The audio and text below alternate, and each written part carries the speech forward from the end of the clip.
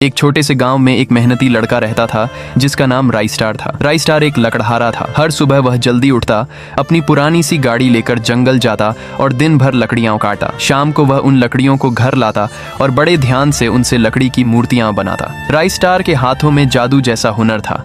उसकी बनाई हुई मूर्तियां इतनी असली लगती थीं कि लोग दूर दूर से उन्हें देखने और खरीदने आते थे। और राइस्टार दिन ब दिन अमीर होता जा रहा था। एक दिन सुबह हमेशा की तरह राइस्टार जंगल गया। वह लगातार पेड़ काटा रहा। धीरे धीरे उसने आधा जंगल काट दिया। थककर उसने अपनी कुल्हाड़ी एक बड़े पेड़ के पीछे रख दी और कटी हुई लकड़ियों को गाड़ी में भरकर घर चला गया। लेकिन जल्दी में वह अपनी कुल्हाड़ी जंगल में ही भूल गया। रात हो चुकी थी। जंगल में गहरी शांति छाई हुई थी। हवा भी धीरे धीरे पेड़ों के पत्तों को हिला रही थी। तभी अचानक पेड़ों के पीछे से हल्की सी हलचल हुई। अंधेरे से एक अजीब सा दानव बाहर निकला। वह दानव पूरी तरह सोने का बना हुआ लग रहा था। उसका शरीर ऐसे चमक रहा था जैसे उसमें सूरज की रोशनी कैद हो। जैसे ही उसने जमीन पर पड़ी राइस्टार की कुल्हाड़ी उठाई, झमाक, कुल्हाड़ी अचानक सोने की कुल्हाड़ी में बदल गई। पूरा जंगल एक पल के लिए सुनहरी रोशनी से चमक उठा। दानव धीरे से मुस्कुराया और फिर अंधेरे में गायब हो गया। सुबह हुई। राइस्टार अपने घर में सो रहा था। अचानक उसे याद आया, अरे मेरी कुल्हाड़ी तो जंगल में ही रह गई। वह तुरंत उठकर जंगल की तरफ दौड़ा। जंगल पहुंचकर उसने घंटों तक अपनी कुल्हाड़ी ढूंढी। आखिरकार उसे वह पेड़ के पीछे मिल गई। जैसे ही राइस्टार ने कुल्हाड़ी उठाई, उसने देखा कि कुल्हाड़ी सोने की तरह चमक रही थी। राइस्टार थोड़ा हैरान हुआ,